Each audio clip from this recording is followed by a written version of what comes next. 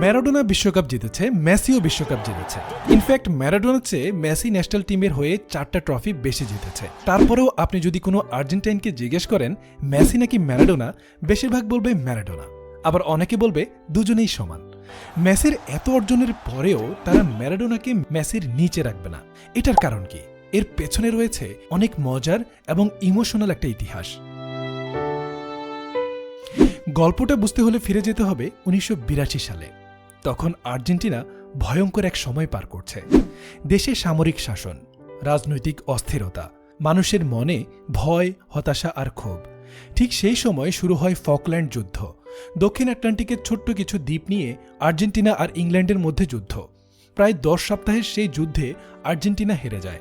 বহু আর্জেন্টাইন সেনা মারা যায়, আর পুরো জাতির উপর নেমে আসে এক বিশাল অপমান। ভাবুন, একটা দেশ যুদ্ধে হারলো, মানুষ হারালো, সম্মান হারালো। শুধু মানচিত্রে না, মানুষের বুকের ভেতরেও তখন একটা পরাজয় জমে গিয়েছিল।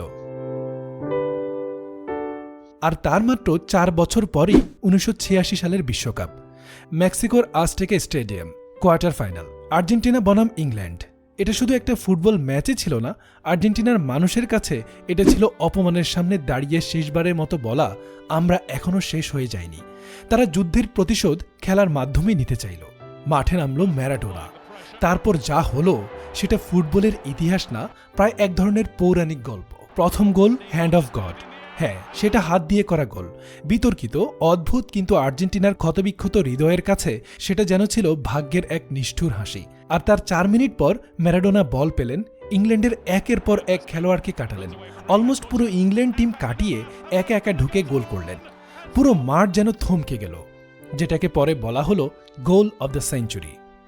সেদিন আর্জেন্টিনা ইংল্যান্ডকে 2-1 গোলে হারায়, তারপর বিশ্বকাপও জেতে।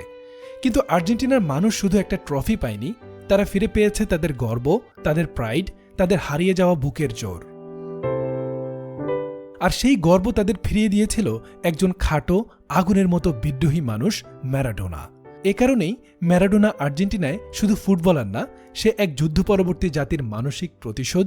সে একটা দেশের ক্ষত ঢেকে দেওয়া ব্যান্ডেজ। তারপর অনেক বছর কেটে যায়। আর্জেন্টিনা বারবার হারে, বিশ্বকাপে হারে, ফাইনালে হারে। দেশ হিসেবেও নানা সংকটে পড়ে। দুর্নীতি, অর্থনৈতিক সংকট, মুদ্রাস্ফীতি, মানুষের জীবনে হতাশা বাড়তেই থাকে। এই অন্ধকারের মাঝেই আসে আরেক বিস্ময় বালক, লিওনেল মেসি। কিন্তু মেসি ম্যারাডোনার মতো ছিল না। ম্যারাডোনা ছিল আগুন, চিৎকার করত, লড়ত, সবাইকে কাঁপিয়ে দিত। আর মেসি ছিল নীরব। সে কম কথা বলতো, মাঠে হাঁটত, চোখে যেন অন্য এক দুনিয়ার চিন্তা। তাকে দেখলে মনে হতো সে খেলছে না, সে যেন নিজের ভিতরে কোনো অদৃশ্য জগতের সঙ্গে কথা বলছে। কিন্তু সেই চুপচাপ ছেলেটাই ধীরে ধীরে ফুটবলকে নিজের ভাষা বানিয়ে ফেলল। তবু একটা প্রশ্ন তাকে তাড়া করে ফিরছিল, দেশের হয়ে কি জিতেছ?